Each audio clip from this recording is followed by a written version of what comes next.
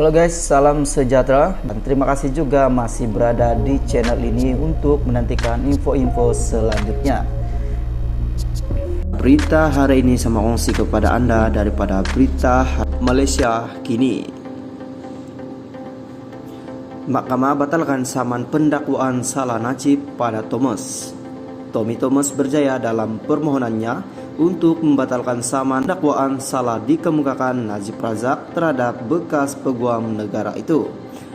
Mahkamah Tertinggi Kuala Lumpur pagi ini membenarkan permohonan bekas pegawai tertinggi kerajaan itu untuk membatalkan tindakan sivil dikemukakan Najib tanpa perlu melalui perbicaraan penuh. Tuntutan Najib terhadap Thomas melibatkan pendakwaan ke atasnya dalam 4 kes jenayah yang sedang berjalan, yaitu kes rasuah RM2.28 bilion, 1MDB kes pengubahsuaian laporan audit, 1MDB pecah amanah berkaitan syarikat pelaburan petroleum antarabangsa IPIC bernilai 6.6 bilion, dan kes pengubahan wang haram CRC International sendirian berhad RM27 juta. Saman sivil itu bagaimanapun tidak melibatkan 7 pertuduhan bekas berkaitan kes rasuah RM42 juta SRC yang menyebabkan Najib kini menjalani hukuman penjara selama 12 tahun. Semasa prosiding dalam talian hari ini, Hakim Ahmad Picha mentitahkan Najib membayar kos RM12.000 kepada Thomas, kepada Thomas. Membacakan alasan penghakimannya, hakim itu memutuskan bahwa Najib gagal memberikan bukti bahwa Thomas melakukan penyelewengan dalam jawatan awak, berniat jahat dan kecuaian dalam 4 kes mahkamah. Ahmad juga menegaskan duluan undang-undang masih mengesahkan hakikat bahwa kuasa pelembagaan peguam negara di bawah perkara 145 pelembagaan. Persekutuan untuk memulakan atau menarik balik pertuduhan jenayah bukanlah satu yang boleh dicabar di mahkamah. Dia menambah, Najib tidak boleh bergantung kepada keputusan mahkamah persekutuan berhubung isu kekebalan bekas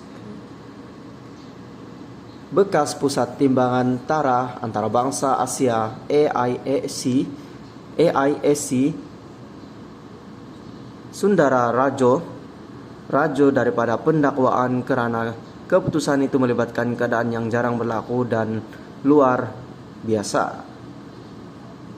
Ahmad berkata, dakwaan plaintiff bahwa Thomas meramalkan tuduhan dengan membincangkan perkara itu pada 2012 sebelum pelantikan defendant sebagai peguam negara di bawah pentadbiran harapan pada 2018 tidak dapat dikekalkan karena Thomas ketika itu sama seperti mana-mana orang awam yang membincangkan isu kepentingan awam.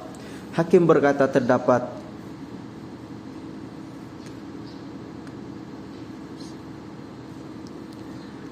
semakan dan imbangan bagi memastikan Thomas bertindak dalam batas undang-undang apabila mengemukakan pertuduhan terhadap Najib dalam 4 kes mahkamah. UMNO yang mereka parti yang dipimpin oleh beliau terpaksa mengambil kira meletakkan semula kepercayaan rakyat, seterusnya memikirkan UMNO di hati mereka, katanya dalam kenyataan hari ini. Muhammad Anwar berkata, perbincangan dan usaha menyatukan UMNO dan BN dengan Pakatan Harapan PH tidak boleh diterima karena UMNO menegak siar agama dan perjuangan masa depan Melayu dan Bumi Putra.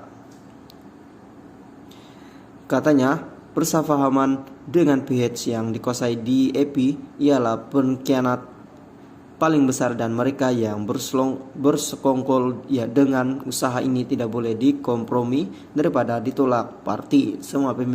Semua pemimpin UMNO yang jelas dilihat dekat di hati rakyat hendaklah diberikan jawatan dan kepimpinan Majelis Tertinggi UMNO. Mereka jelas menjadi perhatian rakyat melalui pertimbangan majoriti kemenangan yang ketara. Mereka berjaya merampas kembali kawasan sebelum ini, terutamanya kawasan bandar, katanya.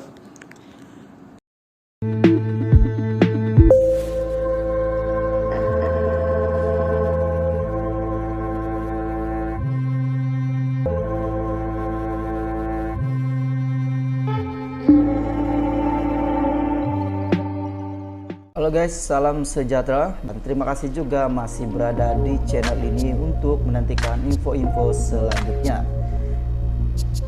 Berita hari ini saya kongsi kepada Anda daripada Bah Online. PM ke-10 Wakil BN tarik balik SD Surat Ahmad Zaid ditolak. Kuala Lumpur, tindakan saat akhir 10 ahli parlimen Barisan Nasional BN menarik balik pengakuan bersumpah SD sokongan mereka kepada Tan Sri Muhyiddin Yassin, menyebabkan pengurusi Perikatan Nasional BN itu hilang majoriti untuk dilantik sebagai Perdana Menteri ke-10 PM10. Mereka berbuat demikian selepas diarah kepimpinan parti susulan penemuan di antara pengurusi BN Datuk Sri Dr. Ahmad Zaid Hamidi dengan pengurusi Pakatan Harapan PH Datuk Sri Anwar Ibrahim. Usaha membentuk kerajaan persekutuan pasca pilihan raya umum ke-15 PRU 15 bermula pada 20 November lalu apabila Speaker atau yang dipertua Dewan Rakyat Tan Sri Azhar Azizan Harun menulis surat kepada ketua parti yang memenangi banyak kursi susulan pengundian pilihan raya umum ke-15 PRU 15 pada 19 November.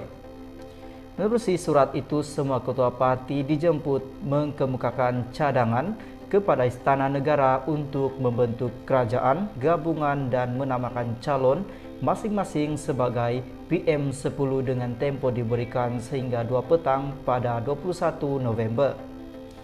Pada hari sama juga, Azhar Azizan kemudian menghantar sepucuk lagi surat kepada semua ketua parti itu, meminta ahli parlimen masing-masing menandatangani pengakuan bersumpah SD menyatakan sokongan kepada calon Perdana Menteri 10 yang dinamakan mereka. Susulan surat Speaker itu, PN yang mempunyai 73 ahli Dewan Rakyat mengemukakan surat sokongan daripada Ketua Parti GPS 23 GRS 6 dan KDM 1 beserta 10 wakil BN dan 2 bebas kepada Istana Negara. Langkah itu bagi membuktikan Muhyiddin mempunyai sokongan majoriti ahli Dewan Rakyat untuk dilantik sebagai Perdana Menteri 10 mengikut perkara